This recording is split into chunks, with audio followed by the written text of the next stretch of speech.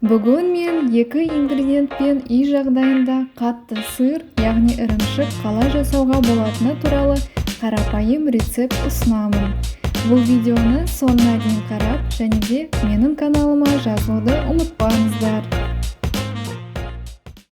Творогты осылай мен сияқты табаға немесе өзіңізге ыңғайлы кастрөлге аударып, үстінен сүтті құямыз.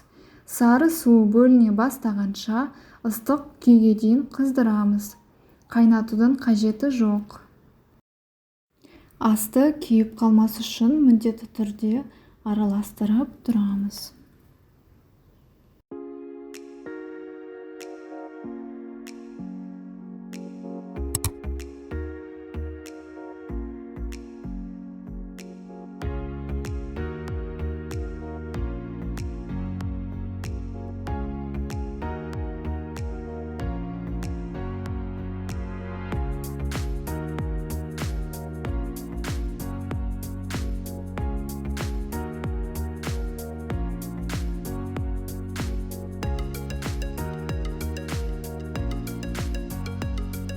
Сары су осылай бөліне бастайды.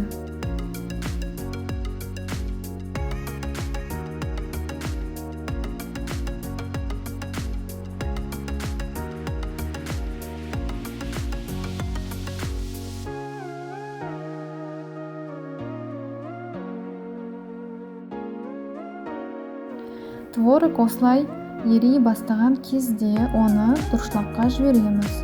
Бүкіл су шығып болғанша шамамен 3-4 минуттай дұрышлақта тұрады. Творог қалай созылғанын қараңыздар.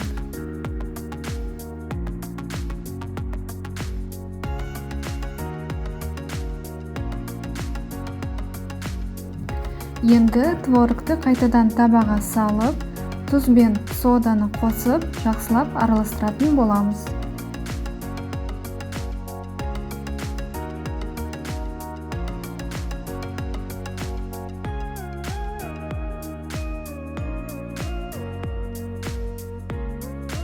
Творогты міндетті түрде кішкене отта ерітеміз. Асты күйіп қалмас үшін үнемі араластыратын боламыз. Соданың әсерінен творог осылай ери бастайды. Өз қалауыңыз бойынша дайын болған ірімшікке сары май қоссаңыз болады. Мен 2 шай қасық қостым. Енді жақсылап араластыру керек.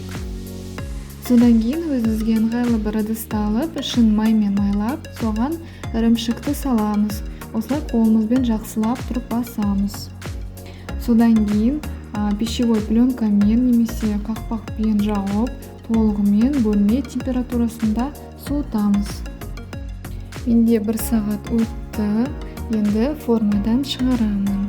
Үй жағдайында жасалатын қатты ірімшік дайын. Барлықтарыңызға осындай оңай рецептісінен қатты ірімшікті дайындауға кеңес беремін. Сіздерге ұнайтынына сенімдімін.